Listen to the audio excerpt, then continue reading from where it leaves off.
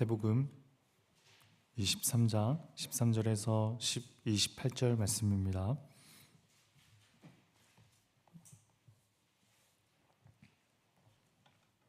마태복음 23장 13절에서 28절 말씀. 우리 14절은 건너뛰고 13절부터 교독하겠습니다. 화 있을진저 외식하는 서기관들과 바리새인들이여, 너희는 천국 문을 사람들 앞에서 닫고 너희도 들어가지 않고 들어가려 하는 자도 들어가지 못하게 하는도다.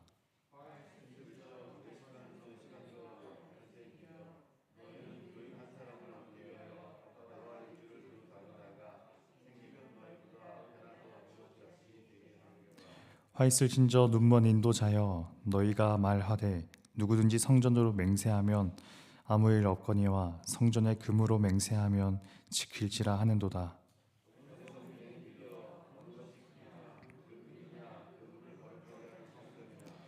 너희가 또 이르되 누구든지 제단으로 맹세하면 아무 일 없거니와 그 위에 있는 예물로 맹세하면 지킬지라 하는도다.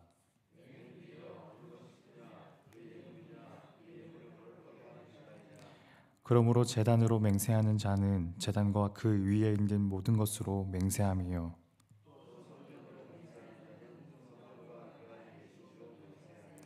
또 하늘에 맹세하는 자는 하나님의 보좌와 그 위에 앉으신 이로 맹세함이니라.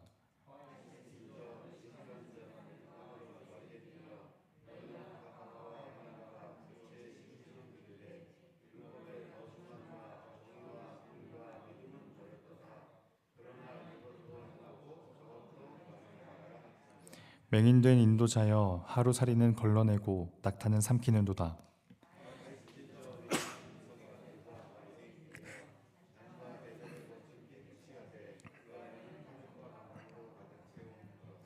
눈먼 바리새인이여, 너는 먼저 안을 깨끗이 하라. 그리하면 겉도 깨끗하리라.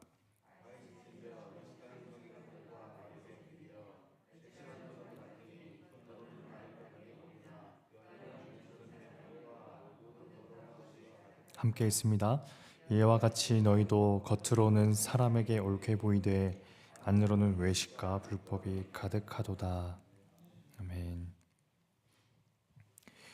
예수님께서는 바리새인과 서기관들에게 화 있을진저라는 말씀으로 시작되는 이 화를 6번 선포하시는데요.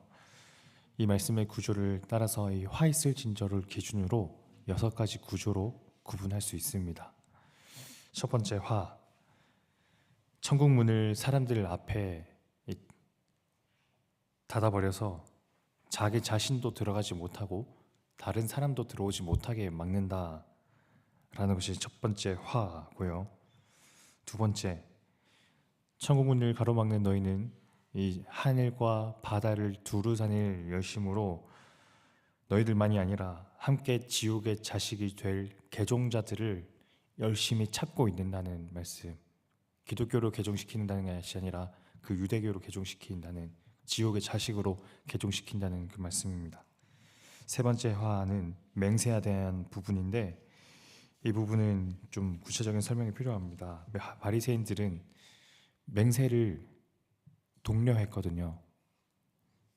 그들은 맹세의 보증으로 성전과 제단을 권했지만 그것만이 아니라 나아가 성전의 금, 그러니까 헌금과 제단의 제물까지 맹세의 보증 수단으로 삼도록 권고했습니다. 그러니 맹세에 절박한 사람들 혹은 간절한 사람들은 어떻게든 금과 제물 또한 그 바리새인과 서기관들의 권면에 따라 그것도 자기 맹세의 보증으로 삼았을 거예요. 그러다 보니 때로는 그 맹세가 지켜지지 않을 경우 그 맹세의 보증이 되었던 그것들은 종교 지도자들에게 돌아갔을 것이고, 그리고 성전의 지도자들은 그것을 염두하고서 성전의 헌금과 제단의 제물까지도 맹세의 보증의 수단으로 삼도록 사람들에게 권했던 것입니다. 네 번째 화, 박하와 회향과 근처에 귀중한 향품을 드리는 11조를 하면서도 정작 중요한 것을 빼먹는 점에 지적하시는데요. 여기서 24절에서 예수님의 재치 있는 표현이 등장합니다.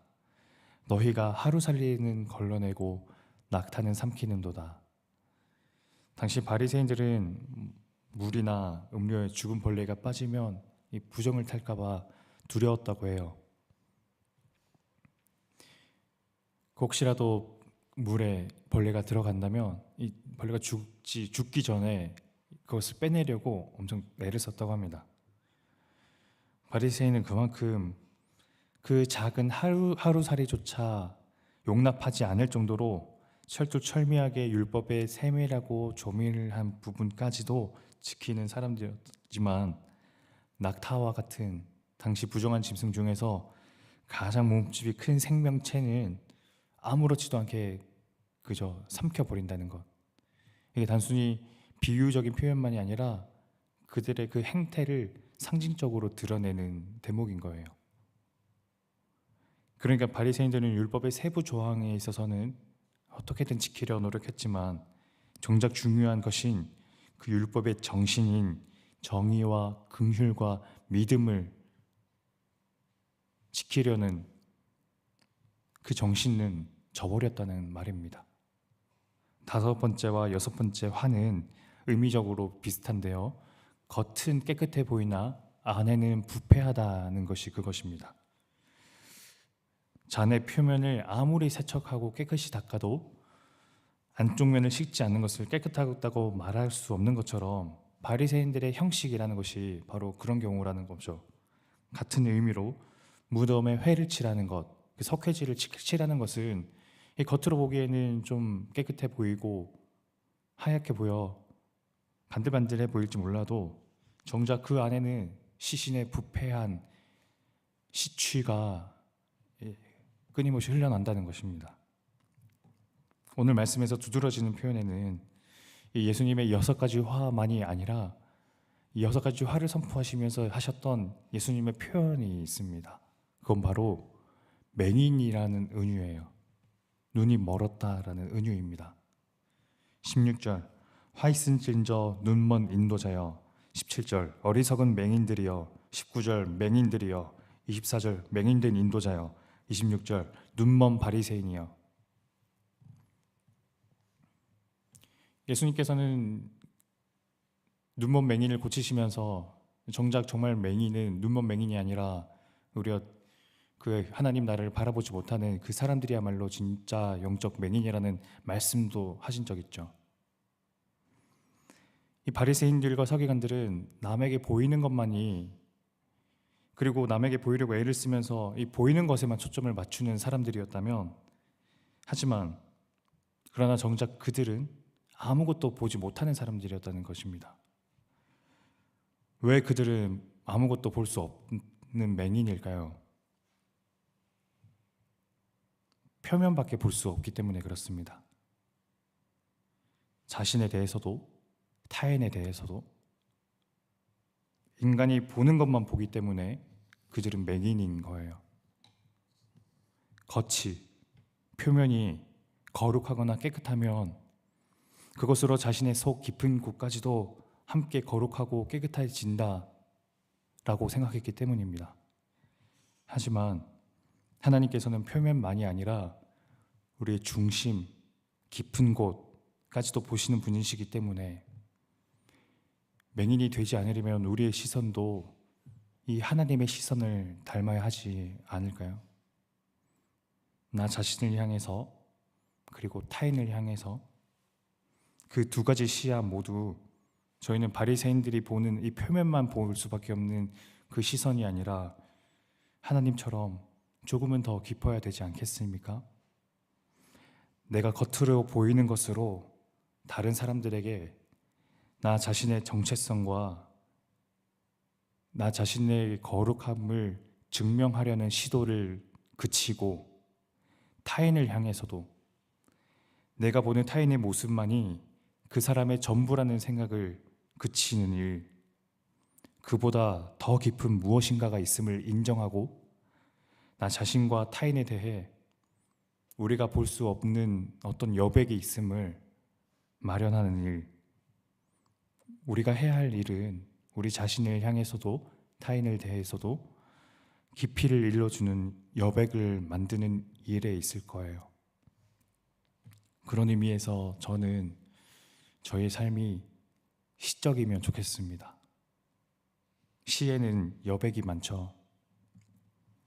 글이 빽빽하게 기록되어 있지 않아서이기도 하지만 의미적으로도 한 가지 의미만이 아니라 여러 가지 의미들이, 그 다양한 의미들을 품고 있는 시어들이 있습니다. 시처럼 우리의 삶을 해석할 여지를 활짝 열어주는 거예요. 하나님에 대해서도, 우리 다른 사람에 대해서도 보이는 것이 전부가 아니라는 것을 드러내는 겁니다. 그렇게 해서 내 삶이, 다른 사람들은 이 보이는 것만으로 내 삶을 규정하고 해석하려 하겠지만 하나님만이 나를 정말 진정으로 해석해 줄 수 있는 오직 유일한 분이시라는 것을 믿고 신뢰하며 나아가는 일. 눈이 어두운 사람들은 내 삶을 향해 자신만의 해석을 붙이겠지만 내 삶의 깊은 곳까지도 그 모든 걸 감찰하시고 바라보는 하나님께서 가장 올바르고 아름다운 해석으로 내 삶을 바라봐 주실 거라는 믿음, 그 믿음을 가지고 오늘 하루 나아가는 저희들 되면 좋겠습니다. 기도하겠습니다.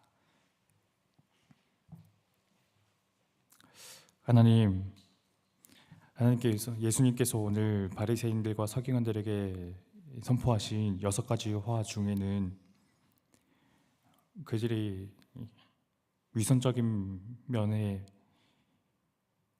그 비판의 이유가 있기도 하겠지만 또한 그들이 또 맹인이어서 그렇다고 합니다. 표면밖에 볼 수 없고 그 깊은 것을 보려고도 하지 않는 그들과 같지 않게 하시고 저희의 삶의 유일한 해석자 되시는 그 하나님 앞에 저희 삶이 다른 사람들에게 규정되거나 해석되는 것으로 왔다 갔다 되지 않게 하시고 오직 하나님만이 저희 삶을 바라봐 주시고 생각해 주신다는 그 믿음 가지고 살아갈 수 있도록 도와주옵소서. 그렇게 담대함을 갖고 나아갈 수 있도록 도와주옵소서. 예수님 이름으로 기도드립니다. 아멘. 2가지 기도 제목 놓고 기도했으면 좋겠습니다. 우리에게 깊이를 허락하소서. 타인에 대해 규정하기를 중단하고 나 자신에 대해서 하나님께서 해석해 주기를 소망하며 살도록 하옵소서. 2번째, 교회 각 기관과 부서, 이 다락방, 그 모든 공동체가 그 하나님 앞에서 그 뜻을 구하며 그 하나님의 마음을 시원하게 해드리는 그런 우리 수지 예본교회가 될 수 있도록 해달라고 우리 각자 가져온 기도 제목 가지고 하나님께 기도하며 나아가겠습니다.